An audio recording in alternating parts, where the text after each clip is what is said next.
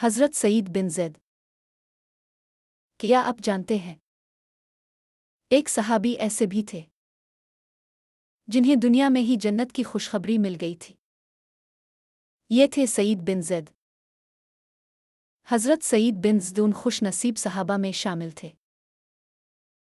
جنہیں عشرہ مبشرہ کہا جاتا ہے، یعنی وہ 10 صحابہ جنہیں نبی نے دنیا میں ہی جنت کی خوشخبری دی۔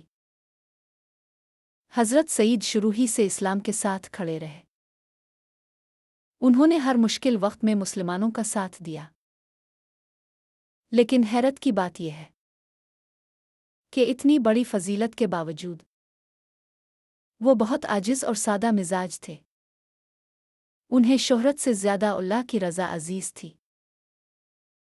دوستو، اگر آپ کو ایک خوبی اختیار کرنی ہو تو عاجزی یا بہادری کمنٹ میں ضرور بتائیں۔